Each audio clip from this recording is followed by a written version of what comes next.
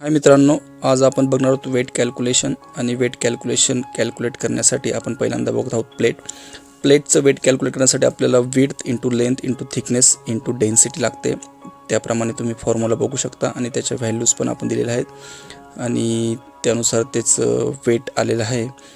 W weight is equal to 3.93 kg।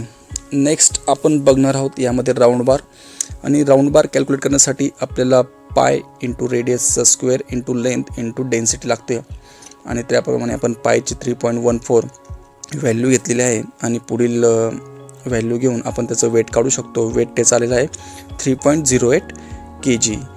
तर weight हे कधी पण kgमध्ये आपण कॅल्क्युलेट करतो। त्यानंतर राऊंड पाईप आहे, राऊंड पाईपचं पण त्याचा फॉर्म्युला आहे big diameter minus small diameter divide by 4 into pi into length into density आणि त्याप्रमाणे आपण त्याच्या व्हॅल्यू टाकलेल्या आहेत आणि त्याप्रमाणे त्याचं आन्सर आलेला आहे 129.73 kg।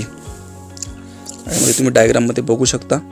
नेक्स्ट आहे स्क्वेअर बार आणि स्क्वेअर बारचं वेट कॅल्क्युलेट करण्यासाठीचा आपला फॉर्म्युला आहे त्याची जी विड्थ असते, ज्या बाजू असतात त्याचा स्क्वेअर इंटू त्याची लेंथ इंटू डेन्सिटी आणि त्याप्रमाणे आपण त्यामध्ये त्याचे व्हॅल्यूज टाकून त्याचं आन्सर आलेलं आहे W is equal to 1.96 kg।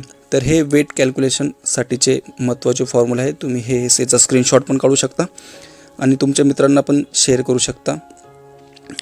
आजचा व्हिडिओ बघण्यासाठी थँक्यू।